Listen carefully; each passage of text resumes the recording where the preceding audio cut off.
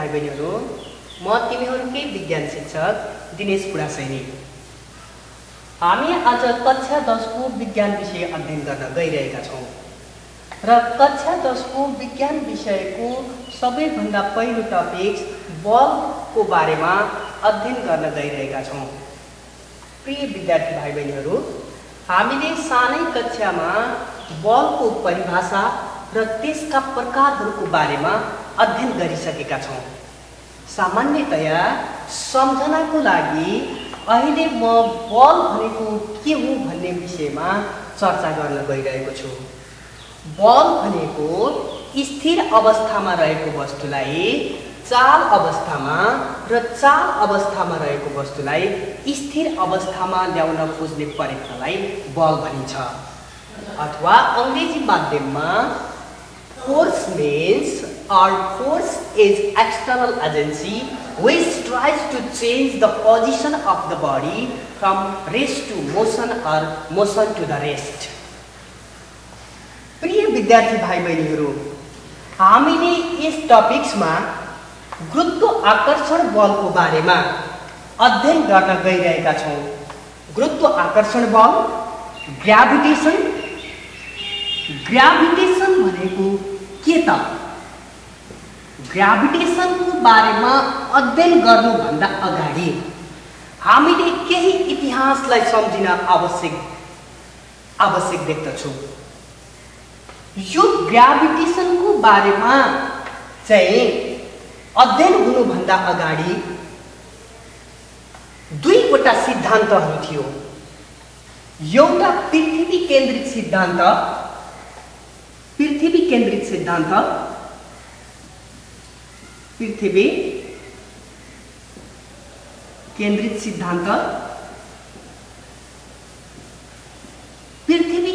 सिद्धान्त भनेको के हो त?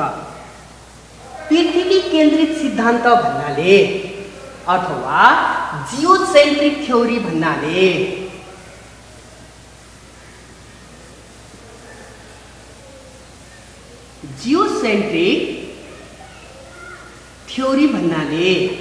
के बुझिन्छ त भन्दा सबैभन्दा पहिले जियो भनेको यो जियो मिन्स अर्थ हो है।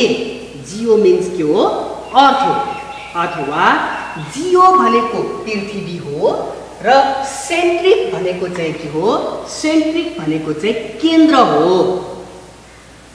अब जियोसेन्ट्रिक थ्योरी अथवा पृथ्वी केन्द्रित सिद्धान्त अनुसार सबैभन्दा पहिला यस ब्रह्माण्डमा पृथ्वी केन्द्रमा थियो र पृथ्वीलाई अन्य ग्रह तथा उपग्रहहरूले परिक्रमा गरिरहेको थियो भन्ने विश्वास गरिन्थ्यो र यो विश्वास अथवा यो सिद्धान्तलाई चाहिँ पृथ्वी केन्द्रित सिद्धान्त अथवा जियोसेन्ट्रिक थ्योरी भनिन्छ।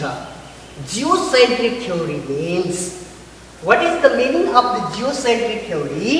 The theory in which the earth lies at the center and other heavenly bodies as well as the sun also revolve around it. Isn't it? That means पृथ्वी केमा हुन्थ्यो? केन्द्रमा हुन्थ्यो र त्यो पृथ्वीलाई केन्द्र मानेर अन्य ग्रह अथवा उपग्रहहरूले चाहिँ के गरिरहेका हुन्थे? परिक्रमा गरिरहेका हुन्थे। प्रिय विद्यार्थी भाइ बहिनीहरू, यो 16औं शताब्दी भन्दा अगाडिको कुरा हो। यो 16औं शताब्दी भन्दा अगाडिको कुरा हो। त्यसपछि निकोलसले अथवा 16औं शताब्दी भन्दा पछाडि के भने पृथ्वी केन्द्रमा हुँदैन तर सूर्य चाहिँ केन्द्रमा हुन्छ र सूर्यलाई चाहिँ अन्य ग्रह तथा उपग्रहहरूले परिक्रमा गरिरहेको हुन्छ भने जसलाई चाहिँ के भनियो भने हामीले हेलियोसेन्ट्रिक थ्योरी भनिन्छ। मैले यहाँ पनि देखाएको छु भाइ बहिनीहरू, हेलियोसेन्ट्रिक थ्योरी। यसलाई चाहिँ अर्को थ्योरी चाहिँ के भयो? हेलियोसेन्ट्रिक थ्योरी। हेलियोसेन्ट्रिक थ्योरी अथवा सिद्धान्त।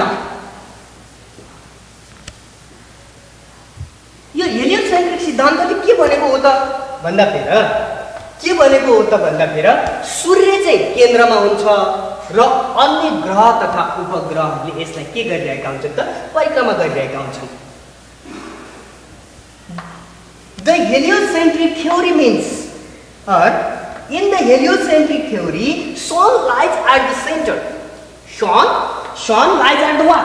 Sun lies at the center, and other heavenly object or other heavenly bodies revolve around it.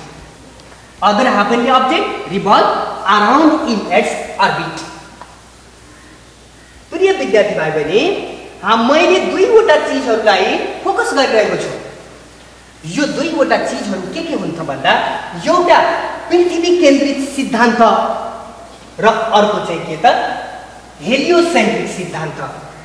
पृथ्वी केन्द्रित सिद्धान्त भनेको जियोसेन्ट्रिक थ्योरी हो र हेलियोसेन्ट्रिक जियोसेन्ट्रिक थ्योरी हो र यसमा पृथ्वी केन्द्रित सिद्धान्तमा चाहिँ पृथ्वी केन्द्रमा हुन्छ र अन्य ग्रह तथा उपग्रहले परिक्रमा गरिरहेको हुन्छ भने हेलियोसेन्ट्रिक थ्योरीमा चाहिँ के हुन्छ?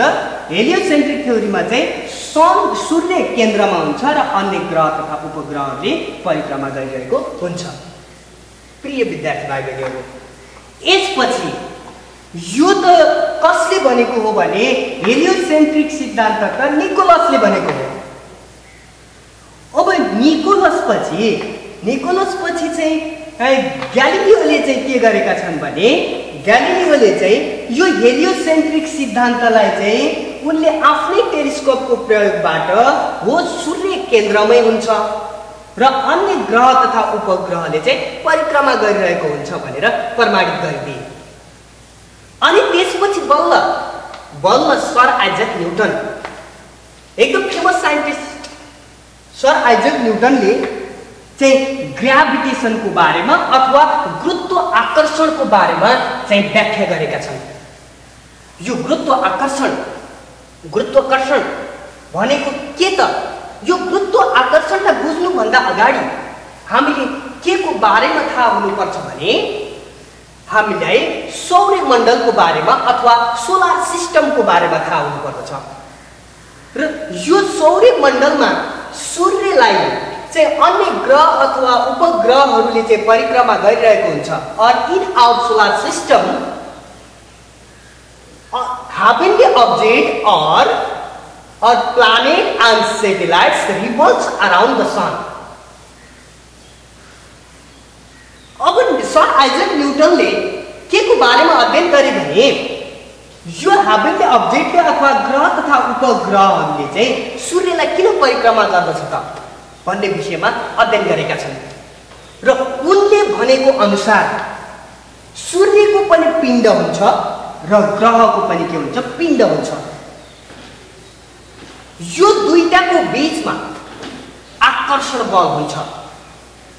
सूर्यको पिण्ड र अन्य ग्रह अथवा उपग्रहहरूको बीचमा चाहिँ के हुन्छ? आकर्षण बल हुन्छ। यही आकर्षण बललाई चाहिँ के भन्ने गरिन्छ भने ग्राभिटेसन अथवा गुरुत्वाकर्षण बल भन्ने गरिन्छ। प्रिय विद्यार्थी भाइ बहिनीहरु, गुरुत्वाकर्षण बल भनेको के हो त? गुरुत्वाकर्षण बल भनेको कुनै पनि दुईवटा वस्तुहरू बीच उत्पन्न हुने आकर्षण बल अथवा एक वस्तुले अर्को वस्तुलाई आकर्षण गर्दा उत्पन्न हुने बललाई के भनिन्छ? गुरुत्वाकर्षण बल भनिन्छ। र गुरुत्वाकर्षण बल सूर्य र त्यो अघि मैले जुन भनेको थिएँ नि सौर्यमण्डलमा सूर्यको वरिपरि अन्य ग्रहहरूले परिक्रमा गरिरहेको हुन्छ भनेको थिएँ। यो सूर्य र अन्य ग्रहहरूको बीचमा गुरुत्वाकर्षण बल उत्पन्न भइरहेको हुन्छ र त्यो गुरुत्वाकर्षण बललाई चाहिँ सेन्ट्रिपेटल बलले चाहिँ सन्तुलन गरिराखेको हुन्छ, जसको कारणले गर्दा सूर्यलाई अन्य ग्रह तथा उपग्रहहरूले परिक्रमा गरिराखेको हुन्छ।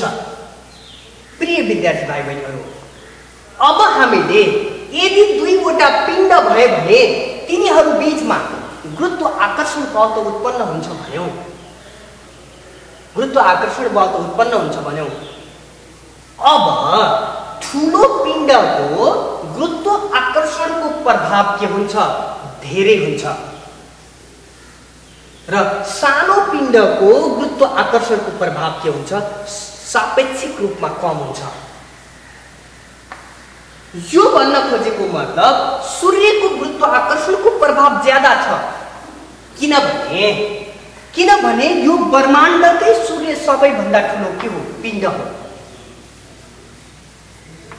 सबै ग्रह तथा उपग्रहहरूको पिण्ड जोड्दा सूर्यको पिण्डको कति हुन्छ?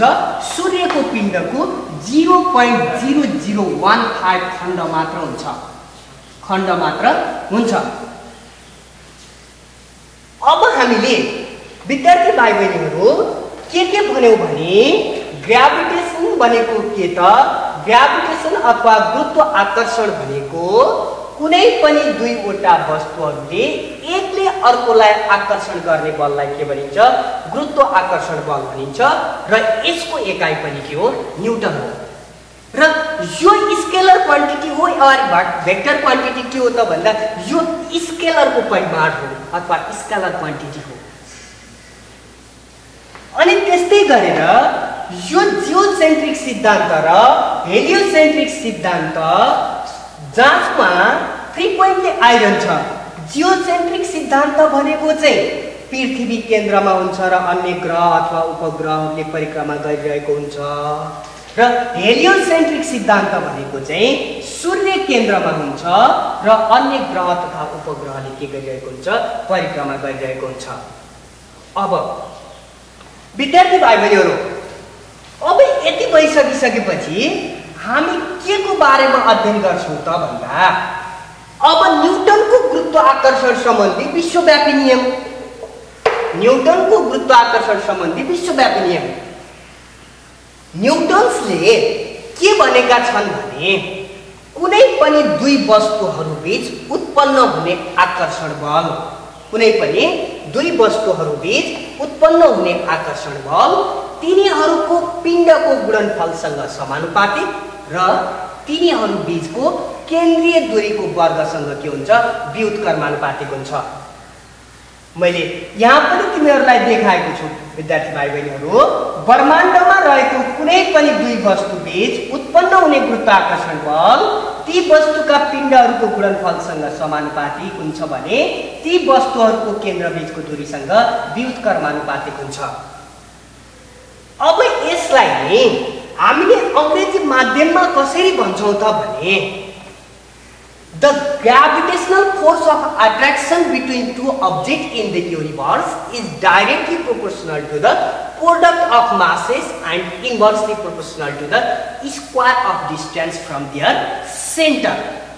That is called the Newton's universal law of gravitation. यो Newton's law of gravitation like जस्तो न्यूटन्स लॉ अफ ग्रेभिटेशन यो ब्रह्माण्डमा एक्जिस्ट हुनको लागि कुनै पनि पिण्डको आवश्यकता पर्छ अथवा दुई वा दुई भन्दा बढी पिण्डहरू बीच पनि के उत्पन्न भइरहेको हुन्छ? गुरुत्वाकर्षण बल उत्पन्न भइरहेको हुन्छ। प्रिय विद्यार्थी भाइ बहिनीहरू हामी अब यो स्टेटमेन्टलाई दुई तरिकाले भन्न सक्छौं। कसरी चाहिँ भन्छौं भने दुई वस्तुहरू बीच उत्पन्न हुने गुरुत्वाकर्षण बल ती वस्तुको नम्बर 1 मा गुरुत्वाकर्षण बल अथवा ग्रेभिटेशनल फोर्स के छ समानुपातिक त पिण्डहरूको गुणनफल गुरुत्वाकर्षण बल पिण्डहरूको गुणनफलसँग समानुपातिक, पिण्डहरूको गुणनफलसँग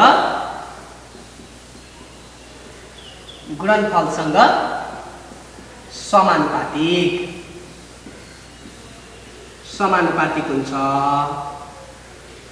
र अर्को चाहिँ के हो भने केन्द्रीय दूरीको वर्गसँग व्युत्क्रमानुपातिक हुन्छ। केन्द्रीय दूरीको वर्गसँग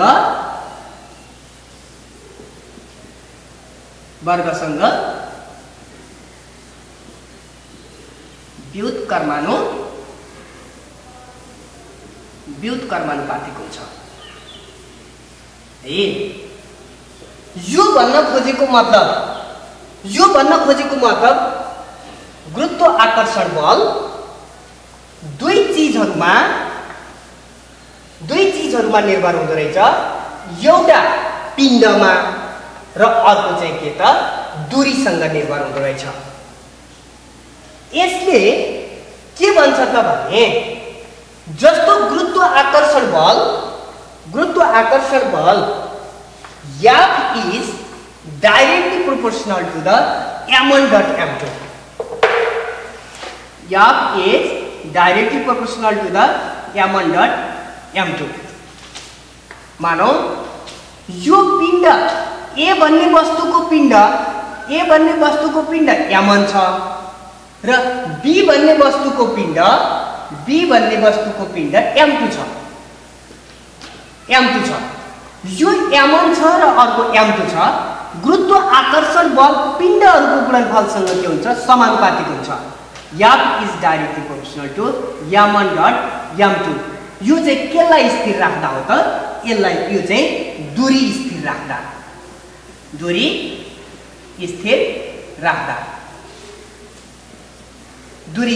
हो। अब यिनीहरु बीचको यो m1 हो र यो m2 हो। अघि नै भनिसकेको छु मैले यो केन्द्रीय दूरी भनेको यो चाहिँ के हो d हो, डिस्टेन्स हो।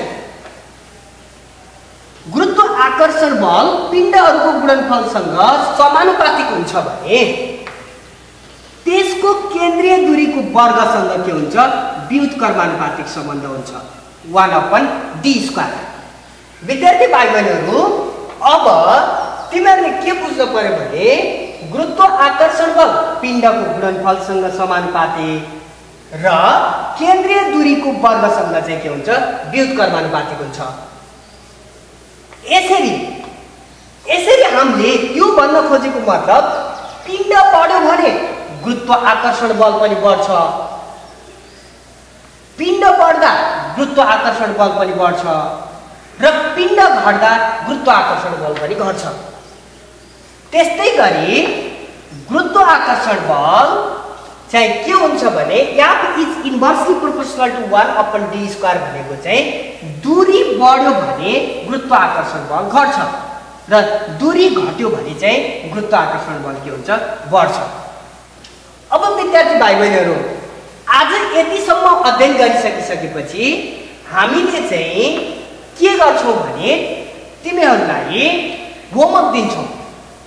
त्यो होमवर्क भनेको के हो त भने त्यो होमवर्क भनेको नम्बर 1 मा बल भनेको के हो,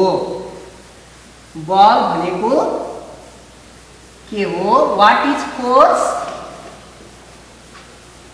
नम्बर 2 गुरुत्वाकर्षण बल भनेको के हो, व्हाट इज ग्रेविटेशनल फोर्स। गुरुत्वाकर्षण बल भनेको के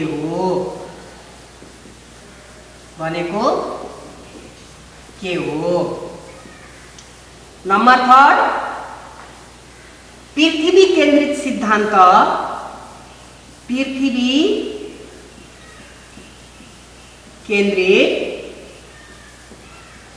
सिद्धान्त र हेलियोसेंट्रिक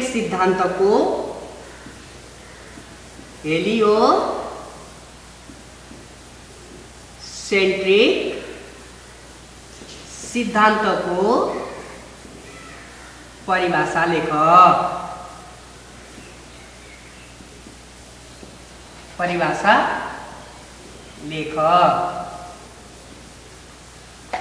नम्बर 4 गुरुत्वाकर्षण सम्बन्धी न्यूटनको गुरुत्वाकर्षण सम्बन्धी